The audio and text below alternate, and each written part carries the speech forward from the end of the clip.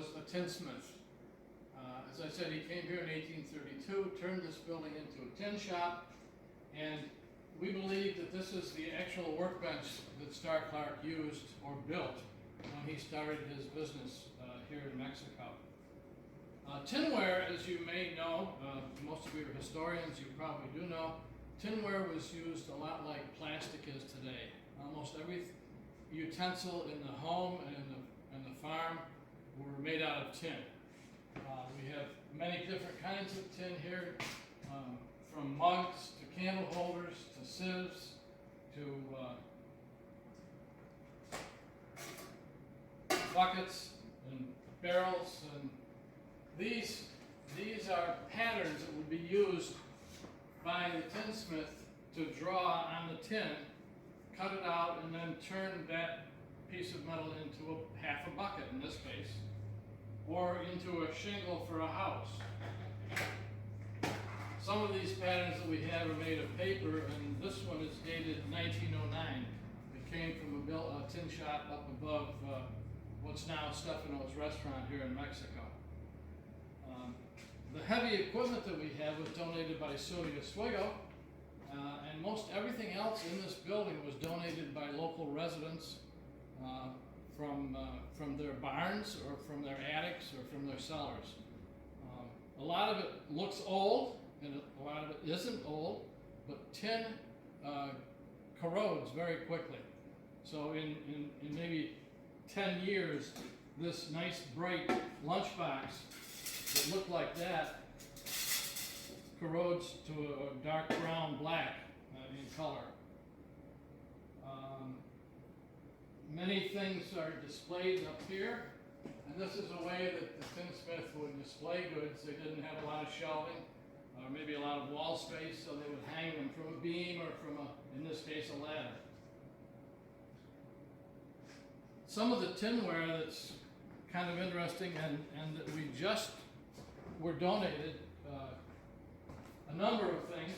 This one, if you can get up close enough, you'll see that it's a bathtub. It's a tin bathtub. This came from a house in Mexico just recently that was built in 1860. Starr was a tinsmith here in Mexico at that time, and we believe that he made this bathtub for that particular house. And over next to Allie is a dry sink with a tin top on it. That came from the same house, from the same time frame. And it's just noticed this yesterday, but the hardware on this dry sink and on the cabinet that's over in the corner behind the tinsmith's bench have the same hardware on them, and they're made of the same wood. And that cupboard that's in the corner was here when we bought the building. It was an original piece of furniture in this tin shop. The sleigh that you're looking at was made right here in Mexico by the Lewis Miller Wagon Company. It was a factory that was down near where Kinney's is now, about a block from here. It was made about 1909, and this photo shows this sleigh out in the intersection with our building right behind these people. The factory building that they used was one of the original Mexico Academy buildings. It was moved to this site and turned into a factory by the Miller Wagon Company. We had many people in the area that signed petitions and sent them to Congress, advocating abolitionist movements, and we actually sent 4 different petitions to Washington. The originals are still in the Library of Congress. These are copies, and we are very, very proud of the fact the one on the right is a women's petition, and it's dated 1835. Yep. Imagine that. 146 signatures. 146 signatures on that petition of women in Mexico, which was very unusual at the time. They didn't get involved in politics, and they couldn't own property, and they couldn't vote, of course. So we're very happy to have those copies. If you owned slaves, you could bring them into New York. You could not resell them, but you could have them. When you brought them in, you had to register your slaves with the local government. And these are copies of where the slaves were brought in and registered. And you notice there's no last names, just a description and a first name and their age. And this is a very rare letter of manumission, and it's even dated 1811, which is very early. And if you had a slave and you freed him, you had to write a letter for him to carry that said he was indeed a freed man. And many times, of course, the slaves could not read, and they didn't realize how valuable that document was. So, and many times the slaves were not freed. So this is a very rare document. And here again, this is a letter that describes the slaves that were brought in by their owner. And goes back to 1806. In this room, we're in the back of the Tin Shot building. This room was added on about 1900, when this building was used as a billiard hall. Apparently they needed more room for pool tables, so they added this on about 1900. A lot of this is original as well. The map that you're looking at is an 1854 map of Oswego County. Most of you have probably seen these. I think most counties in the state have these maps. It shows every homeowner on the map. Every homeowner in the county is listed on that map, and of course where they lived. The smaller map in the corner is a blow-up of the village of Mexico, and what we're doing there is showing some of the Underground Railroad houses and barns and areas that were used by the Underground Railroad to take the slaves to. We have a number of local items in this part of the museum. This is a Victrola that we were it was just donated to us. It's from 1912. It doesn't have a big horn, which would be nice, but it's old and it's working. The cash register that you see here weighs about 350 pounds. It's bronze, brass, and it was donated to us by the Ramsey family. They ran the Ramsey department store here in Mexico. Everybody locally remembers paying for their goods through this cash register. Around the walls in here are a number of paintings. We have about 20 of these in the building. Now these were painted by Mr. Kaskin from Mexico. He lived here. He moved here as an immigrant from Lithuania.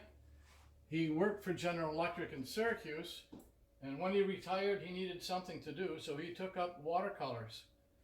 Mr. Kaskin did a great job of documenting Mexico, Oswego County.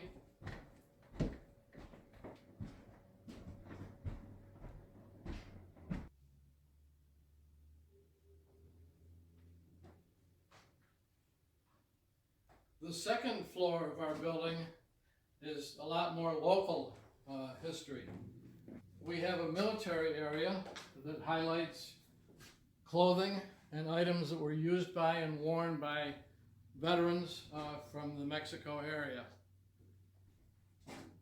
The uniforms were worn by past soldiers. The one in the center is kind of a bluish gray, was from the Mexico Military Academy. The academy was a military academy for a few years during the late 1800s.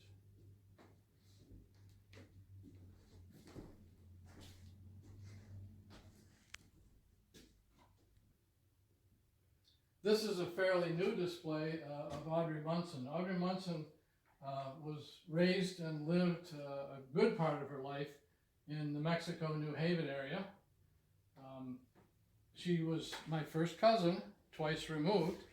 She was born in 1892 and she died in 1996. She was 104 when she died.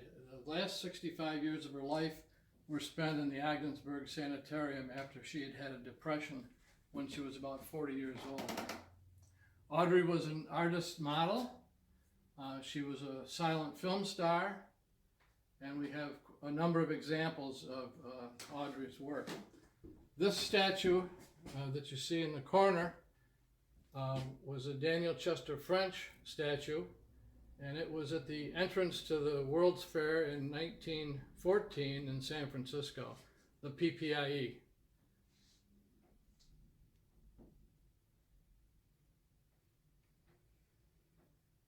Three books have been written about Audrey. The latest is The Curse of Beauty. It tells her life story. The first book that was done was about Audrey, and it was more of her works, not her life, but her works and her statues that she posed for. The only remaining movie that Audrey was in is called Purity, and that's at the Metropolitan Museum of Art in New York. I believe that's the only copy of it that's available, and it can be viewed with prior advance permission. What you're looking at is a book rack filled with yearbooks from the Mexico Academy and Central School from Max. A jacket from the 60s, shirt, which is more recent, and some artifacts from the Academy. These yearbooks go back to the 1880s. We sell them for $5 a piece if people are looking for something. Not the old ones, though. Well, we have another copy of all of them, so these are for sale, and the ones that we have are for the records. A few years ago, a lady came with the DAR group and did a tour of the tin shop, and she left and called me a couple days later, and she said, "Mr. Hotchkiss, you need to have some tools on display." She said, "I'd like you to come and look at some that were my husband's. I'd like to give you a few of them." So my wife and I went out and looked at the tools, and we liked them all. So I called her back and I said, "Ruth, we'd like all of your tools. If you would give them all to us, we would name a room after you." So this is the Ruth Sayer tool room. Most of these tools came from there and from other local garages and barns and houses. Some of them were from Allie's relatives. This room is a toy room and a child's room. It has some clothing from children from around 1900. The toys, for the most part, are from the 1800s. We have a number of games. The games came from Civil War reenactors areas. But the dolls and most of the other toys and items are from Mexico in the 1800s.